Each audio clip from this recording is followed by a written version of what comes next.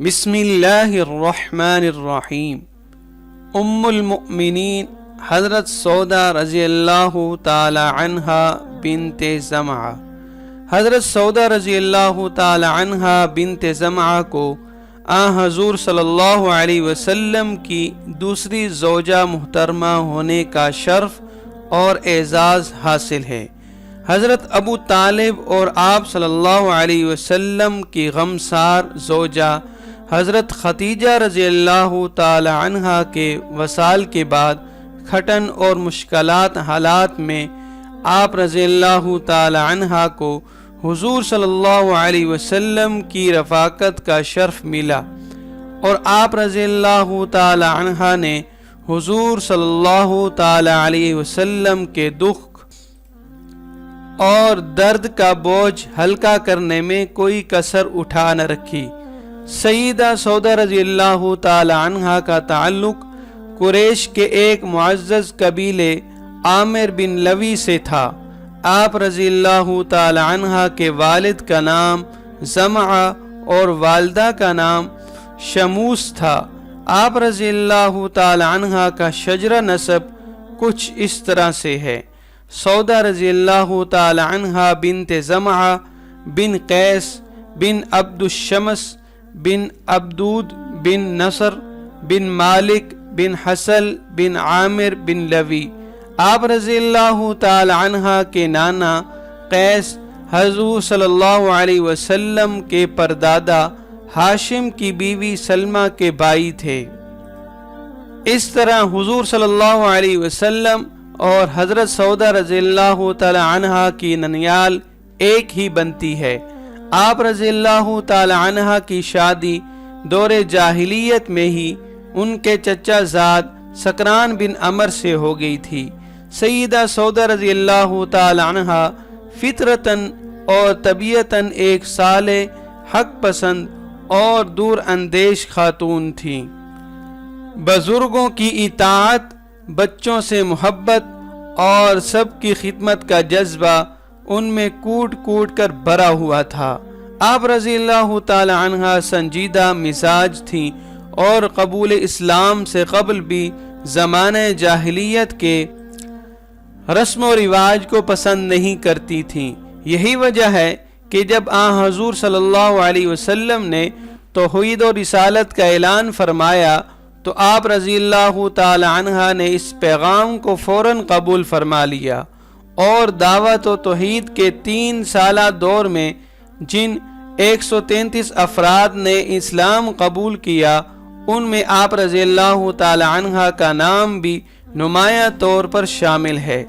آپ رضی اللہ تعالی عنہا اپنے قبیلے بنی لوی میں سب سے پہلے مشرف باسلام ہوئی، اور آپ رضی اللہ تعالی عنہا کی کوششوں سے آپ رضی اللہ تعالی عنہا کے شوہر میکے اور سسرال کے خاندانوں کے بہت سے افراد نے بھی اسلام قبول کیا، جن میں حضرت عبداللہ رضی اللہ تعالی عنہ بن سہیل بن عمر، حضرت حاتب رضی اللہ تعالی عنہ بن عمر، حضرت سلیت رضی اللہ تعالی عنہ بن عمر، حضرت فاطمہ رضی اللہ تعالی عنہ بنت علقمہ، حضرت مالک رضی اللہ تعالی عنہ بن زمعہ، حضرت ابو صبرہ رضی اللہ تعالی عنہ بن ابی رحم، اور حضرت سکران رضی اللہ تعالی عنہ بن عمر شامل ہیں۔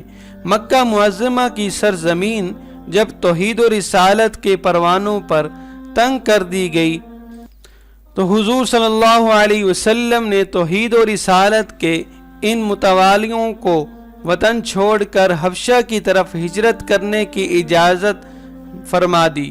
چنانچہ نبوت کے 5ویں سال 11 مردوں اور 4 عورتوں پر مشتمل ایک دستہ حبشہ پہنچنے میں کامیاب ہو گیا۔ اس سے اگلے سال 18 عورتیں اور 82 مرد بھی حبشہ پہنچ گئے۔ ان بہادر اولو العزم اور بلند حوصلہ افراد میں سیدہ سودا رضی اللہ تعالی عنہا اور آپ رضی اللہ تعالی عنہا کے شوہر بھی شامل تھے۔ وہ اہل ایمان جو حضور صلی اللہ علیہ وسلم کی اجازت سے حبشہ ہجرت کر گئے تھے۔ ان میں سے کچھ تو حضرت جعفر طیار رضی اللہ تعالی عنہ کے ساتھ وہیں مقیم رہے اور وہ غزوہ خیبر کے موقع پر مدینہ منورہ پہنچے، لیکن ان کی کثیر تعداد کچھ عرصہ بعد مکہ واپس آ گئی۔ ان میں حضرت سودہ رضی اللہ تعالی عنہ بھی شامل تھیں۔ حبشہ سے واپس آنے کے بعد حضرت سکران رضی اللہ تعالی عنہ بن عمر کا انتقال ہو گیا اور سیدہ رضی اللہ تعالی عنہ پر رنج و غم کا پہاڑ ٹوٹ پڑا۔ نبوت کے 10ویں سال رمضان المبارک کے مہینے میں ام المؤمنین حضرت خدیجہ الکبریٰ رضی اللہ تعالی عنہ کا وصال ہو گیا، تو آپ صلی اللہ علیہ وسلم کے گھر کا نظام درہم برہم ہو گیا، کیونکہ چھوٹے بچوں کی دیکھ بھال کرنے والا کوئی نہ تھا۔ اس صورتحال میں آپ صلی اللہ علیہ وسلم مغموم اور پریشان تھے۔ حضرت ابو طالب رضی اللہ تعالیٰ عنہ کی وفات کی وجہ سے قریش کی جو پشت پناہی آپ صلی اللہ علیہ وسلم کو حاصل تھی وہ بھی ختم ہو گئی اور کفار کی دشمنی کھل کر سامنے آئی۔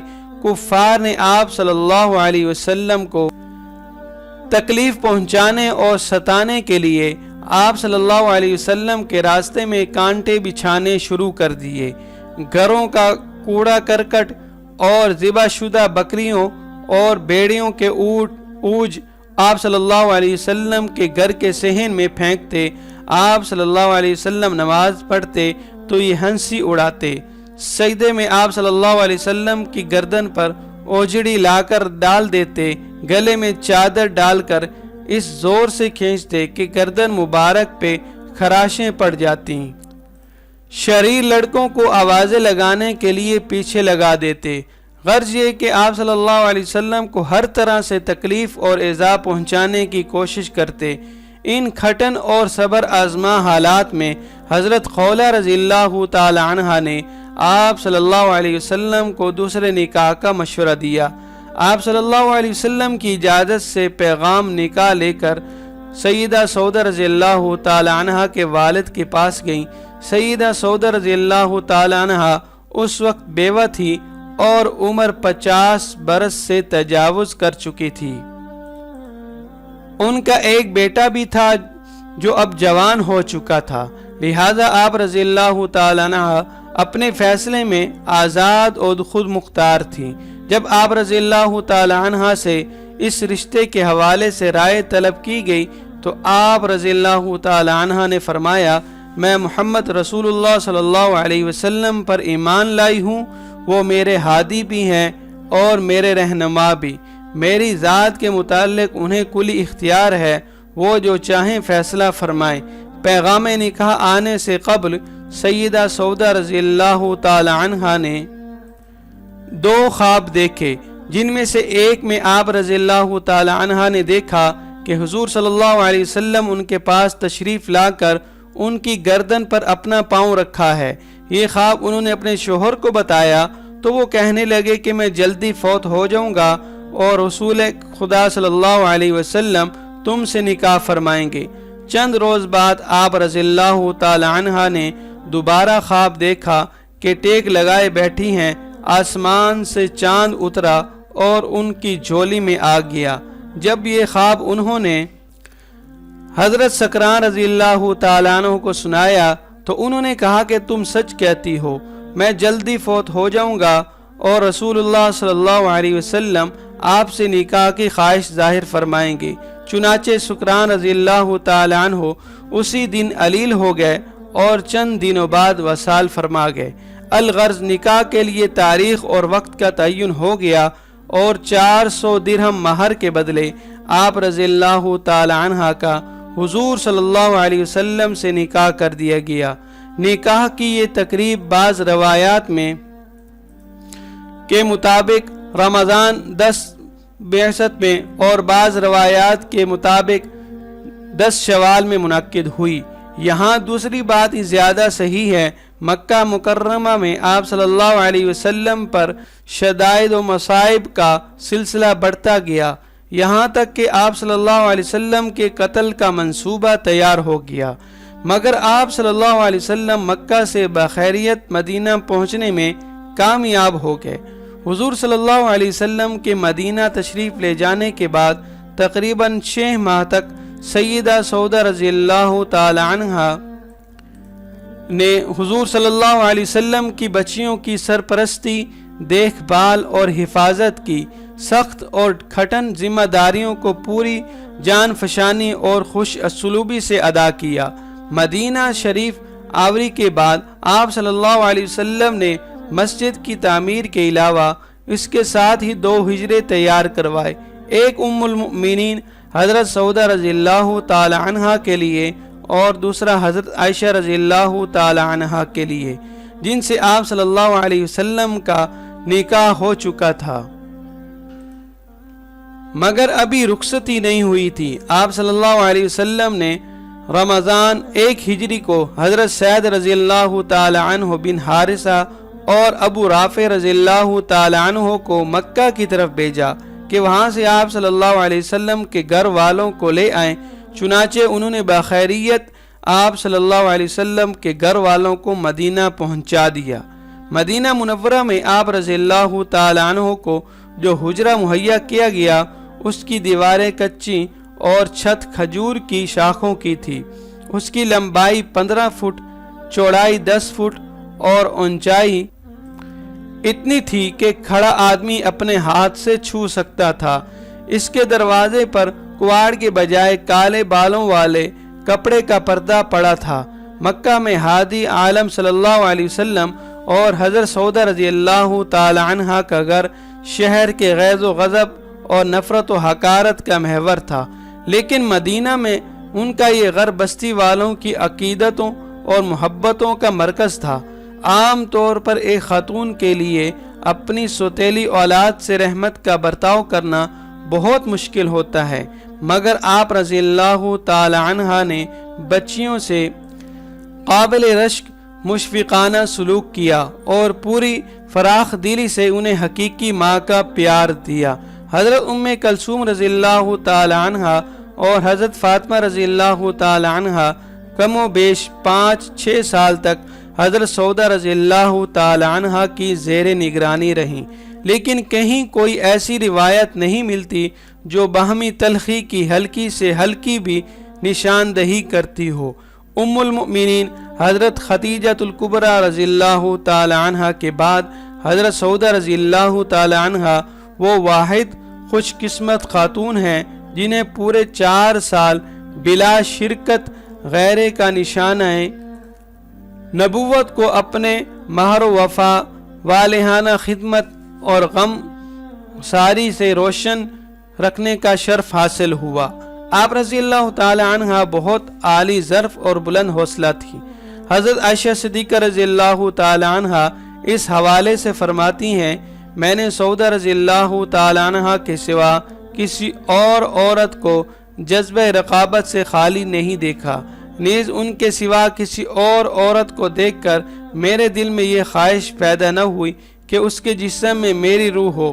10 ہجری میں خاتم النبیین صلی اللہ علیہ وسلم نے حج کا ارادہ فرمایا تو سیدہ سودا رضی اللہ تعالی عنہ سمیت تمام ازواج مطہرات رضی اللہ تعالی عنہم کو ساتھ لیا۔ سیدہ رضی اللہ تعالی عنہ دراز قد اور بھاری جسم کی تھیں، تیز چلنا دشوار تھا، اس لیے مزدلفہ میں قیام کے دوران آپ نے حضور صلی اللہ علیہ وسلم سے درخواست کی کہ یا رسول اللہ صلی اللہ علیہ وسلم، میرے لیے بھیڑ میں چلنا مشکل ہے، اس لیے مجھے اجازت مرحمت فرما دیں کہ میں رات ہی کو مینا واپس چلی جاؤں۔ حضور صلی اللہ علیہ وسلم نے انہیں خصوصی اجازت مرحمت فرما دی اور وہ رات ہی کو مزدلفہ سے مینا کے لیے روانہ ہو گئی اور صبح کی نماز مینا میں ادا کی۔ اس حج کے موقع پر آپ صلی اللہ علیہ وسلم نے تمام ازواج مطہرات رضی اللہ تعالی عنہم کو مخاطب کرتے ہوئے فرمایا، اس حج کے بعد گھروں میں بیٹھنا۔ چنانچہ حضرت سودا رضی اللہ تعالی عنہا اور حضرت زینب رضی اللہ تعالی عنہا بنت جہش نے اس حکم کی نہایت سختی سے تعمیل کی اور حضور صلی اللہ علیہ وسلم کے وصال کے بعد کبھی بھی گھر سے باہر نہ نکلی۔ حضور صلی اللہ علیہ وسلم سے سیدہ سودہ رضی اللہ تعالی عنہ کے کوئی اولاد نہیں تھی، مگر سابق شوہر حضرت سکنان رضی اللہ تعالی عنہ سے ان کا ایک بیٹا عبد الرحمن تھا۔ عہد فاروقی میں عراق کی مکمل آزادی کا آخری مارکہ 16 ہجری میں جلولہ کے مقام پر حضرت سعد رضی اللہ تعالی عنہ بن ابی وقاص کی زیر قیادت برپا ہوا، جس میں عبد الرحمن رضی اللہ تعالی عنہ نے نہ صرف شرکت کی بلکہ جام شہادت بھی نوش کیا۔ یوں حضرت سودہ رضی اللہ تعالی عنہ کو ایک شہید کی ماں ہونے کا لازوال شرف حاصل ہوا۔ آپ رضی اللہ تعالی عنہ نے زندگی کے آخری ایام میں اپنا حجرہ مبارک حضرت عائشہ صدیقہ رضی اللہ تعالی عنہ کے نام ہبہ فرما دیا تھا۔ حافظ ابن حجر کے نزدیک آپ رضی اللہ تعالی عنہ کا وصال 55 ہجری میں، جبکہ امام بخاری رحمۃ اللہ علیہ کے نزدیک 22 ہجری میں ہوا۔ امام بخاری رحمۃ اللہ علیہ کے مطابق ان کا انتقال عہد فاروقی میں ہوا، اور یہ رائے زیادہ قرین قیاس ہے۔